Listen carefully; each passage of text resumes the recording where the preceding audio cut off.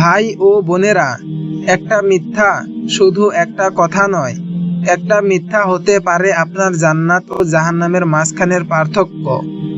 ইসলাম আমাদের বলছে, সত্য বলো যদিও তা তোমার বিপক্ষে যায়। চলুন আজকে জানি কেন ইসলাম মিথ্যাকে এত ভয়ঙ্কর অপরাধ বলে গণ্য করেছে। মূল আলোচনা। প্রিয় ভাই ও বোনেরা, ইসলামে মিথ্যা বলা একটি মহা গুনাহ। এটা শুধু মানুষের ক্ষতি নয়, এটা আল্লাহর স্পষ্ট নিষেধের বিরুদ্ধে যাওয়া। আল্লাহ তাআলা বলেন, তোমরা মিথ্যা কথা বলো না। কুরআন হাদিসের আলোকে মিথ্যার ভয়াবহতা এতটাই বেশি যে রাসূলুল্লাহ সাল্লাল্লাহু আলাইহি ওয়াসাল্লাম বলেছেন, মুমিন সব কিছু হতে পারে কিন্তু কখনোই মিথ্যাবাদী হতে পারে না। মুসনাদে আহমদ। একবার রাসূল সাল্লাল্লাহু আলাইহি ওয়াসাল্লামকে জিজ্ঞাসা করা হয়েছিল, একজন মুসলিম কি ভয় পেতে পারে? তিনি বললেন, হ্যাঁ। সে কি কৃপণ হতে পারে? তিনি বললেন, হ্যাঁ। সে কি মিথ্যা বলতে পারে? তিনি বললেন, না, কখনো না।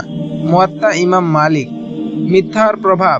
মানুষের মাঝে বিশ্বাস নষ্ট হয়, সমাজে বিশৃঙ্খলা ছড়ায়, সম্পর্ক ভেঙে যায়, হৃদয়ে পাপের স্তর জমে এবং আল্লাহর অভিশাপ নেমে আসে।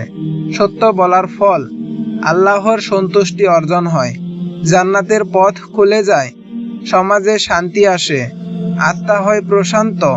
রাসূল সাল্লাল্লাহু আলাইহি ওয়াসাল্লাম বলেছেন, সত্য তোমাকে জান্নাতে নিয়ে যাবে আর মিথ্যা তোমাকে জাহান্নামে নামাবে।